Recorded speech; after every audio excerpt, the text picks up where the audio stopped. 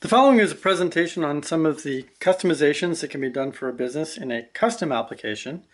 And in this case, we're going to start with the Syntax Foundation form. Now, one of the things that Syntax does is level foundations. So in this case, we've got a series of walls. And what Syntax needs to do is they need to add a series of piers along these walls in order to raise the foundation to level it. So all they need to do is select the individual lines. They've got their series of icons, which represent piers. And this top pier is a 2x2 block and pad pier. And if they select that icon after selecting the series of lines, it's going to ask them the maximum distance between each one of these. Bring this up. Here we go.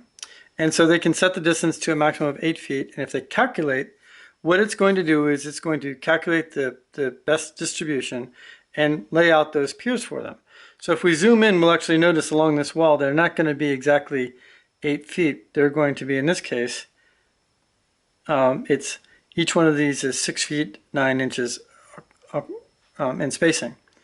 And the different walls would have different spacings based upon the length of the wall. And it actually calculates the total number and adds that to, in this case, the scope of work. Now this is a true calculation that it could, for example, have a cost for each one of these block and pad piers, and it would calculate a total bill of material. In other cases, we could have a calculation that does, for example, the CFM 50, which is a minimum airflow calculation. So these calculations are true calculations, and they're based upon the drawings. And so, for example, we could take this drawing here and we could have an area calculation associated with it, and that would automatically add it to the CFM 50 calculation or whatever calculation made sense. Now, the other thing that I want to show is that, and we'll just open a brand new form for this, and we'll just use a syntax form just because it's has a nice drawing space. We have mini forms that can go into the library. So for example, for window measurements, if I can find the right library, we can have all the different types of windows that we need to work with. And what we can do is the user can select a window type, and this is a semicircular topped window.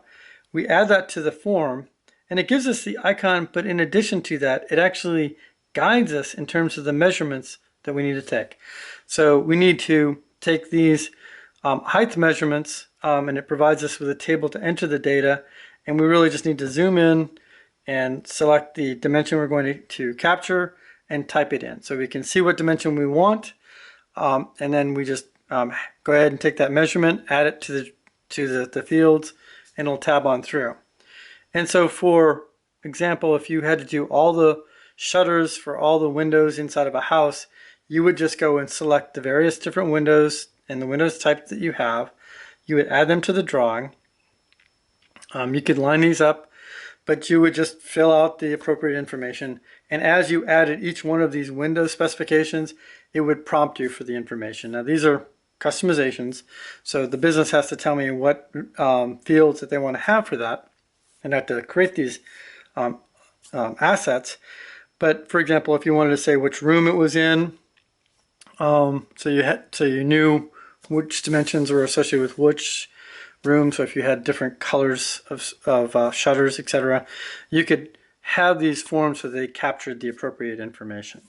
Now the last one, thing that I'd like to demonstrate, which I don't really have a example of per se. We'll open a blank form, and I'll go back to that CFM 50 calculation that I discussed earlier. So this is mislabeled under the roofing portion, but we can add a calculation, and this calculation, we'll zoom into it.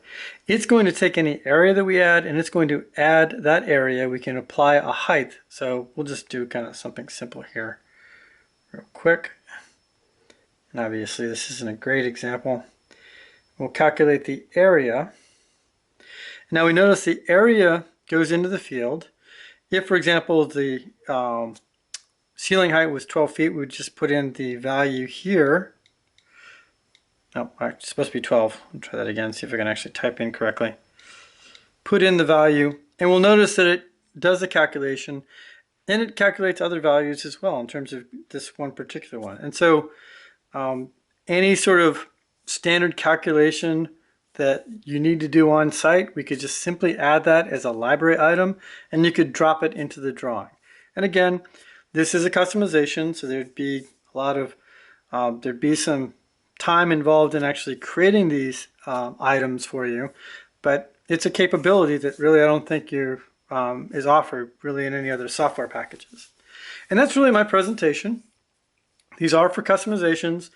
If we got down to it, we could actually go ahead and create a custom application based upon GraphPad that would have your company logo associated with it, etc.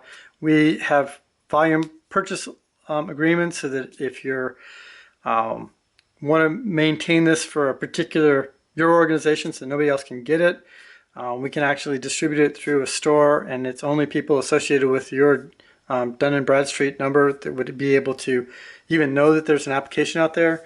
It would look like your application, for example, Home Depot or Terminex, Orkin, whichever. And that's something that could be created with kind of a consulting contract. And that's my presentation. Thank you very much.